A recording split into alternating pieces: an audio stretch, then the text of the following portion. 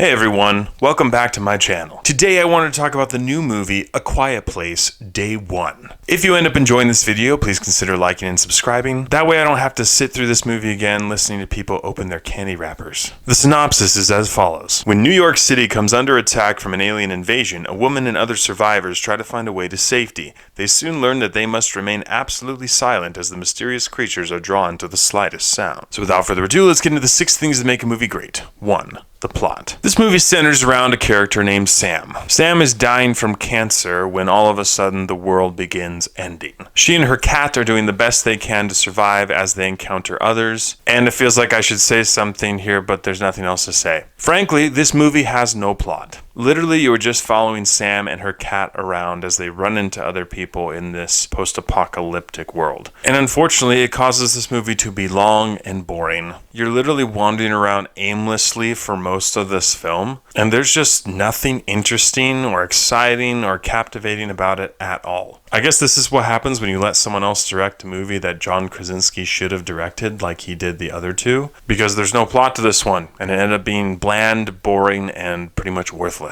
And the ending of this movie straight up sucked. So for me, plot gets a huge thumbs down. 2 is family friendliness. A Quiet Place Day 1 is rated PG-13. The beginning of this movie has some profanity, but for the most part this film just has some blood and gore and violence. Other than that, this movie was pretty uneventful. There are some jump scares and there actually is quite a bit of blood in the film, so use your discretion, but for me, family friendliness gets a 50-50. 3 is acting and script. It looked like there was actually going to be quite a decent cast in this film, but the only 2 characters you really see anything of are Lupita Nyong'o and Joseph Quinn. Alex Wolff is in this movie for like 2 minutes, and Digimon Hunsu is in it for about 45 seconds. And I cannot tell you how much that frustrates me, because Digimon Hunsu is a national treasure and he is a fantastic actor. And though cheesy, the advertisements for this movie made it look like both of those actors would be in this movie a lot more. They're not, and that was pretty disappointing. And for me, what acting we did see wasn't that impressive. But what was impressive was that this movie found a way to have a cat have as much screen time as the main actors. Normally I'm all for that because I love my cats. But in this movie, it just became obnoxious and borderline humorous. In fact, there's an argument to be made that the plot of this movie is literally you following this cat around as it survives. And the script of this film, well,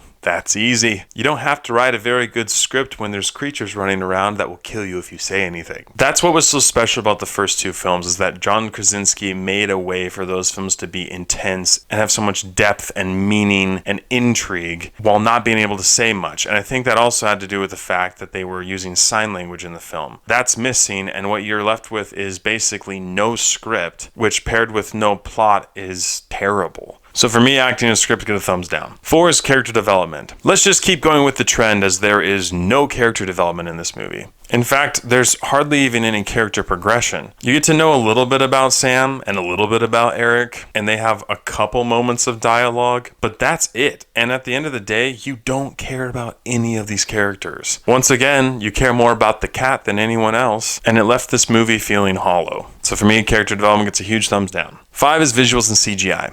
This movie obviously takes place in New York, and it's a different vibe with the creatures altogether. There was something scary about seeing these aliens out in the country and not knowing where they might come from or where some of them already are. But in this movie, visually, you're seeing droves of these aliens run after people and take them out. And for some reason, for me, that just wasn't as scary. The CGI holds up just fine, and the creatures look the same way that they did, but visually, it just wasn't as entertaining. It wasn't as scary, and it almost feels like it takes place in a different universe entirely. But if I had to pick, this was the best area of the film by far. So for me, visuals and CGI get a thumbs up. And 6 is rewatchability. A Quiet Place Day 1 is an hour and 39 minutes long, and because this movie is pretty much gutless in every single area, it drags on for so long. I thought about it for a little while, and what I concluded is that this movie easily could have been like a 20-minute short film, and it probably would have been decent as that. But as a full-fledged film, there's nothing here. So you just get annoyed and bored. I'm gonna go ahead and do myself a favor and pretend this movie doesn't exist so I can just enjoy the other 2. For me, rewatchability gets a huge thumbs down. With all these areas considered, I have to give A Quiet Place Day 1 a 3 out of 10. This movie had a couple decent scenes with good CGI and a couple heartfelt moments that could have meant more if there was anything to this film. But this film was a barren wasteland of emptiness, with subpar acting, no script, no plot, no character development, and not enough Digimon Hunsu. It really seems like they just wanted to take the Quiet Place name and try to get a payday from it, and even though John Krasinski helped produce this film, it seems like his fingerprints are nowhere near this movie, which makes me sad because I enjoy the other two. So with all that in mind, I would say A Quiet Place Day 1 is absolutely not worth spending your time or money going to see. In fact, you're better off not watching it altogether. Thank you so much for watching. If you've seen A Quiet Place Day 1, please let me know what you thought about it in the comments below. As always, I appreciate your love and support, and I'll catch you guys and gals